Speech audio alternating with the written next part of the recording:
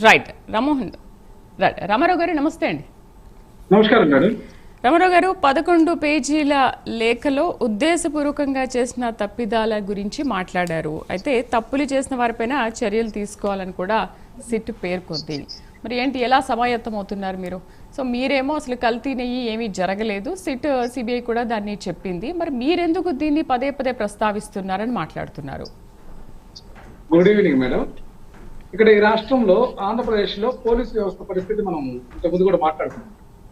Police వ్యవస్థ మీద నమ్మకం పోయేటటువంటి పరిస్థితి ఉంది. నవ్వుదురులే ఆంజనేయ రెడ్డి గారు, ఇంకా నవ్వుతారు మీరు. చాలా విచిత్రమైనటువంటి విషయాలు మాట్లాడాల్సి వచ్చింది. ఇంకా నవ్విస్తాం.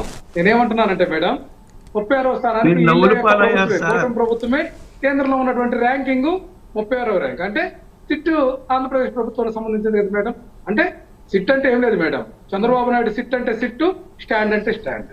ఇది పరిస్థితి, సిట్టుకు ఉన్నటువంటి పరిస్థితి అది ఈ రాష్ట్రంలో. నేనేమంటున్నానంటే, మనం చూసాం మరికొన్ని కేసుల్లో కూడా ఎక్కడా కూడా పారదర్శకత లేదు. పోలీసు వ్యవస్థని దుర్వినియోగం చేసి మనం చూసాం. అంబటి రాంబాబు ఈ ఎపిసోడ్ లో కూడా ఎంత దుర్మార్గంగా ఇంటి మీదకి పోయి ఆయన మీదకి పోయి దౌర్జన్యం చేస్తుంటే పోలీసులు కనీసం కూడా పట్టించుకున్నటువంటి పాపాల పోలం. అది ఈ రాష్ట్రంలో పోలీసు వ్యవస్థ. మరి సిట్కి ఎక్కడ మేడం? సిట్ యొక్క లేఖ ఈ రోజు ఒకటి ఉంటుంది, రేపు ఒకటి ఉంటుంది. అసలు ఈ కూటమి నాయకులు కూడా, బీజేపీ ప్రతినిధులు కానీ టీడీపీ ప్రతినిధులు కానీ క్లారిటీ లేదు మేడం. ఒక రోజేమో వాళ్ళ నాయకుడు చంద్రబాబు నాయుడు గారు జంతుకోవులు కలిసి అంటే ఆ జనసేన నుంచి డిప్యూటీ సీఎం గారేమో అసలు లేదు కాదు, పంది కొవ్వు కలిసింది లడ్డూ ప్రసాదంలో కల్తీ జరిగింది అంటారు. మరి కొద్ది కాలం తర్వాత ఏమో అసలు రసాయనాలు కలిసి అని మాట్లాడతారు వీళ్ళు ప్రతినిధులు వచ్చి. మళ్ళీ కొంతమంది ఏమంటారు, అసలు ఏమాత్రం నెయ్యి బొట్టు కూడా లేదు, మొత్తం కల్తీ మొత్తం కూడా ఆ యొక్క కెమికల్స్ ఏనని చెప్పి కొంతమంది చెప్తారు. ఎక్కడ మేడం కొంత లేనటువంటి ఆరోపణలు. వీళ్ళు ఏంటంటే మీడియాని కానీ ప్రజాబాహుల్యంలో ఖచ్చితంగా అబద్ధాలు ప్రచారం చేయడానికి వీళ్ళు ఇదొక రాజకీయాల్లో కొత్త స్ట్రాటజీ తీసుకొచ్చి ఈ రాష్ట్రంలో చేస్తున్నటువంటి పరిస్థితి. ప్రజలకు అవగాహన ఇప్పుడిప్పుడే బోధపడుతుంది. ప్రజలకు ఖచ్చితంగా వాస్తవాలు తెలుస్తా ఉన్నాయి. అందుకే వీళ్ళకి భయం. మా నాయకుడు జగన్మోహన్ రెడ్డి గారు ఎక్కడైనా సరే ప్రతి సమస్యను కూడా ప్రజలకు వివరిస్తా ఉంటే వీళ్ళకి గుండెల్లో రైలు బరిగెడుతూ వీళ్ళు చేస్తున్నటువంటి ఎపిసోడ్స్. ఎందుకు మేడం? ఊరు పేరు లేనటువంటి ఫ్లెక్సీలు వేసి వివాదాలకు ఆస్కారం ఇచ్చింది ఈ రాష్ట్ర ప్రభుత్వం కాదా? అసలు తెలుగుదేశం పార్టీ వేసిందా, ప్రభుత్వం వేసిందా, వాళ్ళ నాయకులు వేశారా, లేకపోతే ఏదైనా సంస్థ వేసిందా? దమ్ము ధైర్యం లేనటువంటి ఆలోచన విధానం. కేవలం రగడకు వీళ్ళు తప్ప వీళ్ళకి ఎక్కడా కూడా వాళ్ళకి అసలు స్పష్టత లేనటువంటి అంశం అయితే మనకు కనిపిస్తుంది కదా మేడం. మరి వాళ్ళు మీరే డైవర్షన్ పాలిటిక్స్ చేస్తున్నారు అంటున్నారు కదా, ఎవరు డైవర్షన్ పాలిటిక్స్ చేస్తున్నారు? డైవర్షన్ పాలిటిక్స్ అంటే ఊరు పేరు లేని ఫ్లెక్సీలు వేసి వివాదాలు సృష్టించడం డైవర్షన్ పాలిటిక్స్. అట్లాగే ముఖ్యమంత్రి గాని ఉప ముఖ్యమంత్రి గాని ఆ యొక్క గొడవ జరుగుతుంటే దాన్ని అదుపులో ఉంచడం, లా అండ్ ఆర్డర్ ని కంట్రోల్ చేసుకోవాల్సినటువంటి కనీస బాధ్యత మర్చి టీవీల ముందు కూర్చొని చోద్యం చూడటం. పోలీసులు ఎవరన్నా ఒకవేళ ఆపుతుంటే వాళ్ళకి మరలా ఫోన్లలో ఇన్స్ట్రక్షన్స్ ఇవ్వడం. ఇదా లా అండ్ ఆర్డర్ కానీ డైవర్షన్ అంటే? ఇది మేడం. ఇక్కడ నేనేమంటున్నానంటే, డైవర్షన్ పాలిటిక్స్ కి కేర్ ఆఫ్ అడ్రస్ ముఖ్యమంత్రి చంద్రబాబు నాయుడు గారు.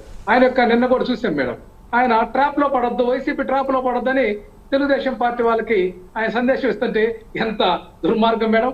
ట్రాప్ లో ఎవరు పడ్డారు, ఎవరు పడుతున్నారు, ఎవరిని కేసులు ఏదైతే ఎరవేసి కేసులు పెట్టేటటువంటి దానికి ఈ ఫ్లెక్సీల్ ఇష్యూ కారణభూతమైంది కదా మేడం. రాష్ట్ర వ్యాప్తంగా చంద్రబాబు నాయుడు మార్పు రాజకీయం ఆ యొక్క స్టేట్మెంట్ లోనే ఉంది మేడం.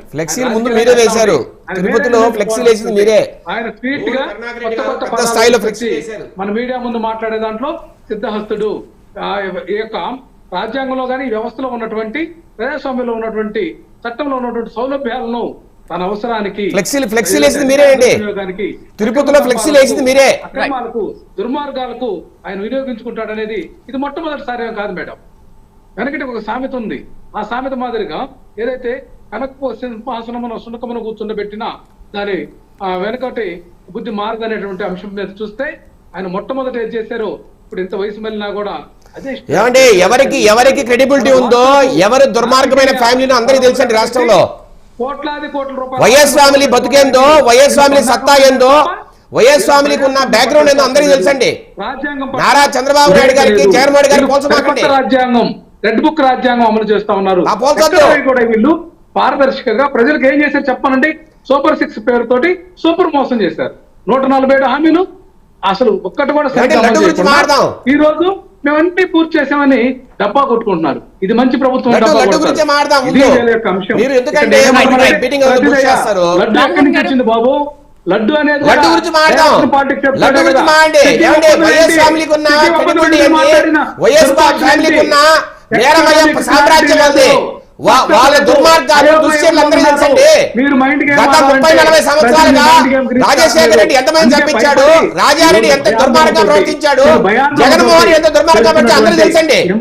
మీరు క్రెడిబిలిటీ గురించి మాట్లాడుతూ నారా చంద్రబాబు నాయుడు గారు రైతు కుటుంబం నుంచి వచ్చిన వ్యక్తి ఈ మాదిరిగా హత్య రాజకీయాలు చేయాలా, జనాల్ని మోసం చేయాలా, జనాల్ని చంపలా, ఎక్కడ నడపడం చేత కావట్లా. ప్రజల కోసం వచ్చాడు ఆయన. దుర్మార్గంగా మీరు జగన్మోహన్ రెడ్డిని కూర్చోబెట్టారు సింహాసనం మీద. ఆయన సులభంగా హీనమైన వ్యక్తి, సులభంగా హీనమైన వ్యక్తి. ఆయన గురించి మాట్లాడండి. ప్రజలకు గానీ ఇలాంటి వ్యక్తి వల్ల 5 సంవత్సరాలు సర్వనాశనమైంది ఆంధ్రప్రదేశ్. మీరు మాట్లాడితే ఎట్లా అండి? గతంలో రాజకీయాల్లో విలువలు ఉన్నాయి. ప్రతిపక్ష నాయకులకు కూడా విలువల గురించి మీరు మాట్లాడతారా? ఏమండి విలువల గురించి మీరు మాట్లాడతారా? సొంత చెల్లిని తల్లిని బయటికి కట్టేసిన వాళ్ళు మీకు విలువలు ఉన్నాయా? విలువల గురించి మీరు మాట్లాడతారా? ఏమండి సొంత చిన్నాన్ని చంపించిన వాళ్ళు మీరు మాట్లాడతారు విలువల గురించి? తెలుగు దుర్మార్గం. ఏమండి కాంగ్రెస్ ముఖ్యమంత్రి వైఎస్ రాజశేఖర రెడ్డి మీరు ఓన్ చేసుకున్నారు, మీరు విలువల గురించి మాట్లాడతారా? మీరు ఒక పార్టీ పెట్టి రాజశేఖర గురించి మీరు ఓన్ చేసుకున్నారు. పార్టీ చంద్రబాబు నాయుడు చేతికి వచ్చిన తర్వాత అది తెలుగు దుర్మార్గపు పార్టీ తప్ప రామారావు గారు, తెలుగు దేశం పార్టీ కాదని మళ్ళీ వస్తాం మీ సందర్భంగా మనం దగ్గరికి. గుర్తు చేసుకోవాలండి. మళ్ళీ మాట్లాడదాం. నమస్తే రామ్మోహన్ గారు. మంచి కామెడీ చేస్తున్నారు రామారావు గారు. బాగా రామ్మోహన్ గారు, బాగా కామెడీ అసలు చేస్తున్నారు. అసలు యానిమల్ ఫ్యాట్ కలవలేదని వైసీపీ, అది నెయ్యి